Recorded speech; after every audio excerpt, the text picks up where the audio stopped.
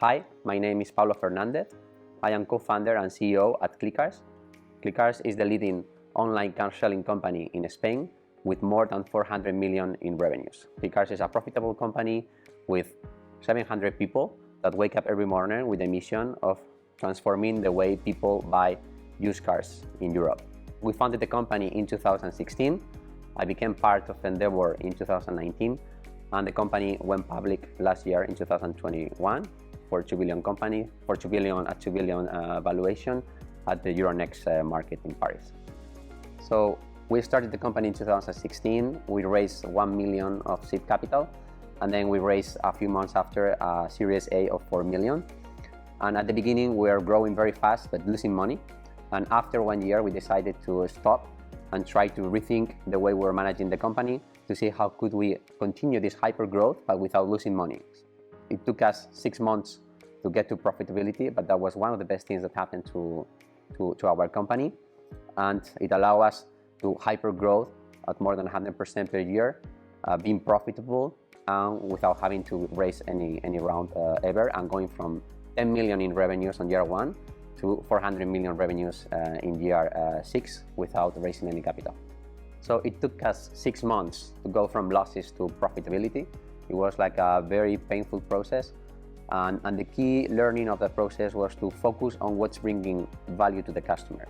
So during that first year, we burned 4 million euros, but we realized that we could have done it the same growth with less. And what we did is we took every expense in the company and we asked ourselves the question, is this expense going to help us to get more sales? And we established a culture of, does it sell any car? So every additional expense in the company needs to pass that rule. What you realize when you raise a lot of money is that you make a mistake and you treat the money like it is not your own. So my advice to other entrepreneurs is like, treat every single money in your company like if it was your own money, and ask for every investment, I am bringing value or not to the customer. A clear example of how we were wasting money was like we have very nice ideas of putting a smell in the car, so when customers come they have like a nice experience, but then the customer was not valuing that, and so we removed it to allow to be more profitable. And the other thing, and it's a classical one, and as a startup you always want to celebrate, and that's fine, but when you have like a lot of money you tend to overspend and do crazy parties. And we learned that with less money, actually we did a party for more than 100 people with only 300 euros, and the NPS of the party was higher than we were spending thousands of euros in crazy parties at the beginning. So rethink every single expense in the company and ask yourself the question, is this delivering value to my customer or not? So when you are hyper growing, you have a lot of pressure to open new markets, new verticals, new countries. Everybody, your investors, are pushing you for growth. And sometimes it's better to focus on your core before expanding and making your core profitable. A classical mistake is to spread out too thin and spending a lot of money without having control. So in the short term, your top line revenue goes up, but then in the long term, you end up having very unprofitable and unsustainable business. So this expand and go back, it's a classical thing. So what we learn is focus on one product, on one service, on one market, be profitable on the market, have control, build market leadership on the market, and you can use the profits from your core business to fund your growth projects.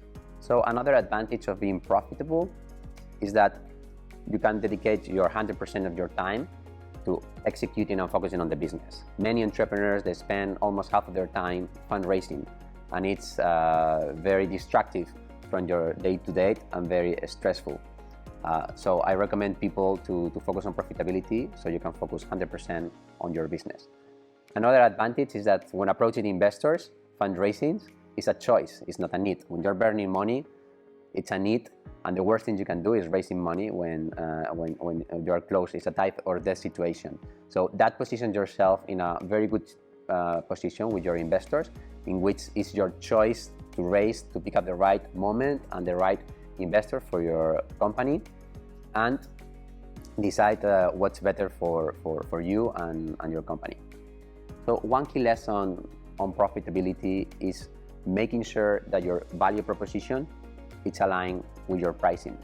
Sometimes we may underprice, so we offer our products too cheap, and sometimes we overprice. We offer features and functionalities that our customers doesn't want or are not willing to pay. So whenever you launch a product or a service and put a price, ask yourself, is this feature, is this product, is this serving adding the value, meaning value, is my customer willing to pay for that feature or not?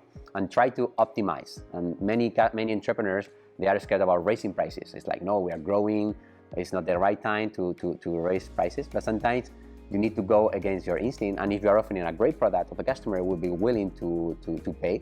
And you can do always A/B testing and getting your customer feedback to find the right mix between price and service. So value for your customers is defined as all the services and functionalities that your customers are willing to pay. And waste is defined as all those services and products that they are nice features, they're nice to haves, but your customers are not willing to pay, or let's put it the other way, your customers would prefer to reduce the price and stop offering those products.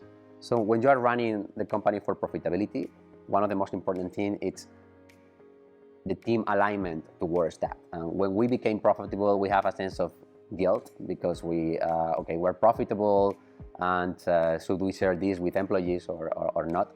So we decided to do like a game, and we designed a profit sharing mechanism in which every single month we were communicating to the company, to the whole team, how much money were you making, and the more money were you making, the more money everyone was making. So we discovered like a very virtuous cycle in which all the team members, they wanted the company to be more profitable because they were making more money, and it creates like a very transparent culture, and you should be open about it. And at the end of the day, every employee, they want to be part of a healthy organization, and profits, it's a good indicator of the healthy of an organization, and they want to get advantage of being a healthy organization with this profit sharing mechanism. So I recommend every company to do that, even when you are going to a losing business to a money-making business. Be transparent and engage all your team in that process. So we used to measure how much money were you losing per car per month with red bars, and we were doing like a game with whole team every week, sharing the statistics and sharing the ups and downs, and make it like a game to go to break even and then become profitable and share the success with your team.